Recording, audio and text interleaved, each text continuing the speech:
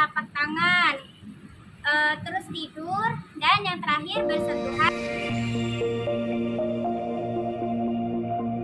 Nah, pada hari ini kita akan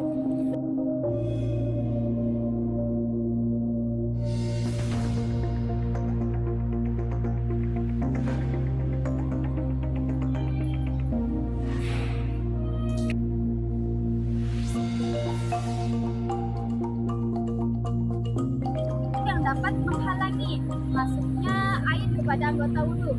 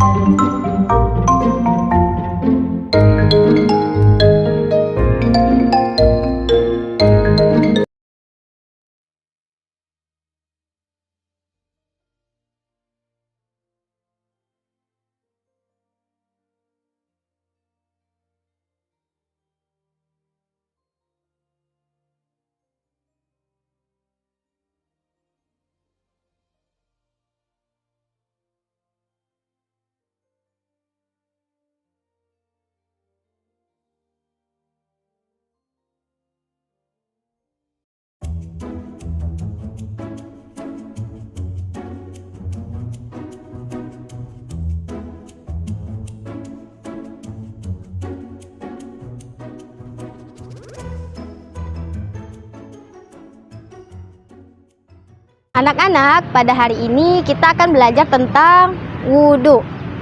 Nah, sebelumnya anak-anak udah pada tahu belum nih apa itu wudhu?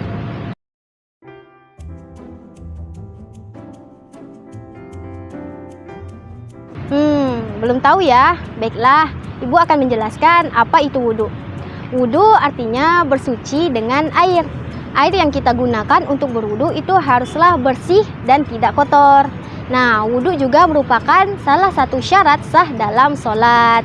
Sebelum seseorang melaksanakan sholat, itu sebaiknya berwudhu dulu agar sholatnya itu sah dan bernilai pahala.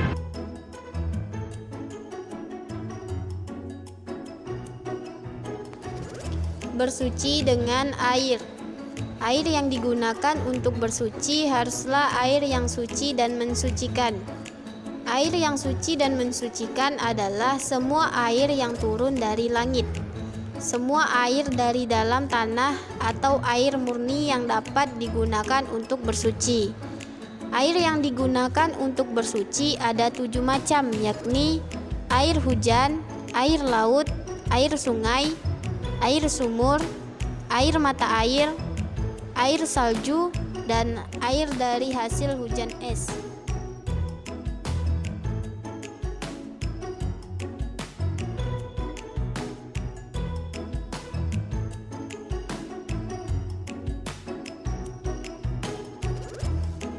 Nah, sebelumnya anak-anak udah tahu belum nih tata cara dalam berwudu? Oke, untuk lebih lanjutnya mari dengarkan penjelasan berikut ini. Baiklah anak-anak, selanjutnya sebelum kita memasuki kepada materi rukun-rukun dan sunnah-sunnahnya wudu, yang utama yang harus kita ketahui adalah syarat-syarat wudu. Di sini siapa yang sudah tahu apa saja syarat-syarat wudu?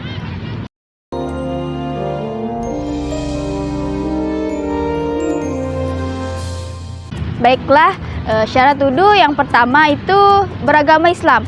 Yang kedua, mumayyiz. Mumayyiz itu seorang anak yang telah berusia 7 tahun. Yang ketiga, suci dari hadas besar. Yang keempat, berwudu itu harus menggunakan air yang bersih dan suci. Terus yang terakhir, yang kelima, tidak ada sesuatu yang dapat menghalangi masuknya air kepada anggota wudu.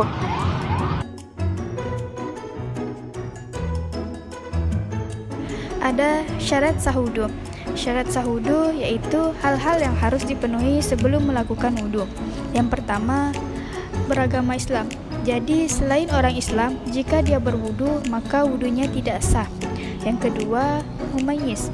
Mumayyiz itu orang yang sudah dapat membedakan perbuatan benar dan salah. Yang ketiga, tidak sedang berhadas besar. Contohnya seperti haid dan nifas. Haid dan nifas bersuci harus dengan mandi wajib.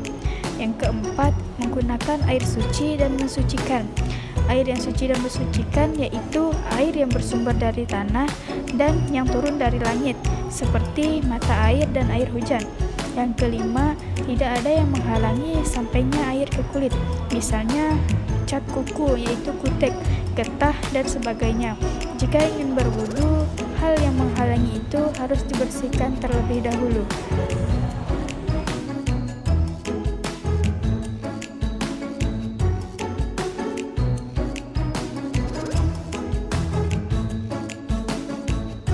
Baiklah anak-anak, yang selanjutnya Ibu akan menjelaskan tentang rukun-rukun dan sunnah-sunnah wudu. Adalah fardu atau rukun-rukun wudu. Rukun wudu yang pertama di sini yaitu niat. Niat di sini maksudnya yaitu menyengaja berwudu.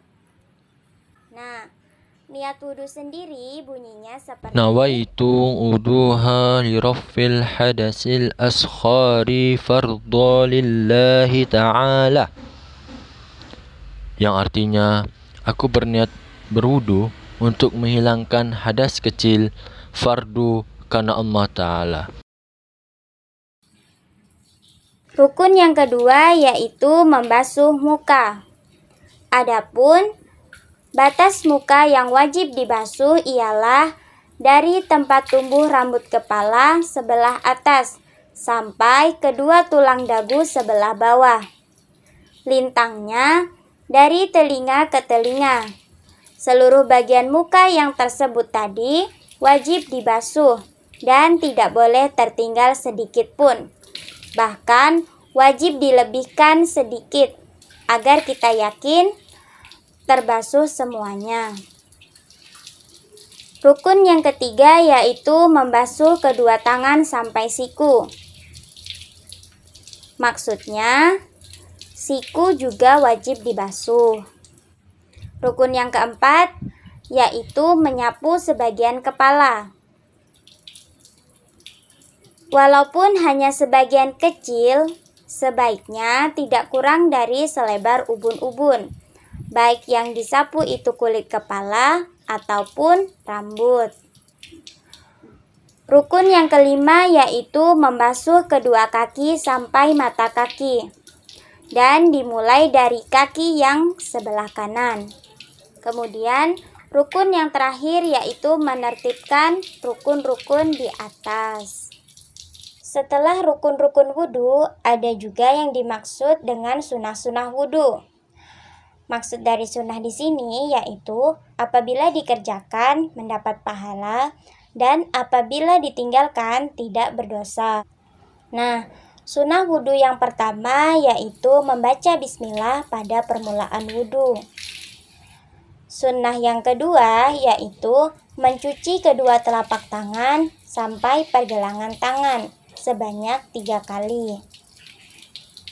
Yang ketiga yaitu berkumur-kumur sebanyak 3 kali sambil membersihkan gigi.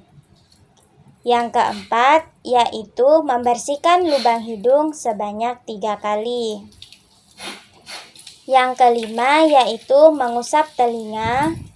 Yang keenam yaitu mendahulukan anggota wudu yang kanan daripada anggota wudu yang kiri.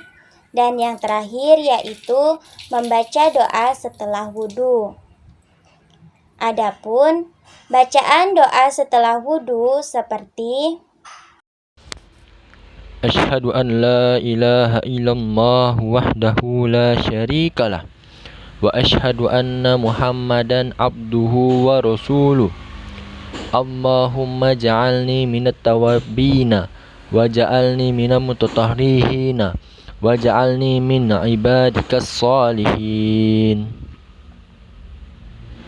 Yang artinya, aku bersaksi bahwa tiada Tuhan selain Allah yang Maha Esa, tiada sekutu baginya, dan aku bersaksi bahwa Muhammad adalah hamba Allah dan utusannya. Ya Allah, jadikanlah aku termasuk golongan orang-orang yang bertaubat. Jadikanlah aku orang-orang yang mencucikan diri, dan jadikanlah aku dari golongan orang-orang yang soleh. Baiklah anak-anak, selain rukun, syarat, dan sunah-sunah wudhu, di sini ibu akan menjelaskan tentang hal-hal yang dapat membatalkan wudhu. Nah, apakah kalian tahu apa saja hal-hal yang dapat membatalkan wudhu itu?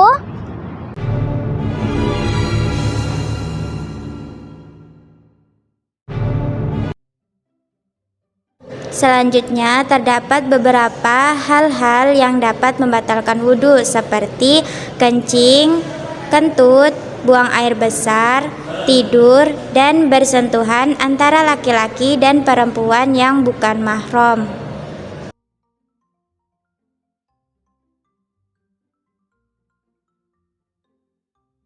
Selanjutnya, silakan kalian perhatikan tata cara berwudu yang baik dan benar pada contoh berikut ini. Tata cara berwudu yang pertama yaitu membaca bismillah dan niat berwudu. Yang kedua, mencuci kedua telapak tangan sampai pergelangan tangan. Yang ketiga, berkumur-kumur sebanyak 3 kali sambil membersihkan gigi. Yang keempat, membersihkan lubang hidung sebanyak 3 kali. Yang kelima, membasuh muka sebanyak 3 kali.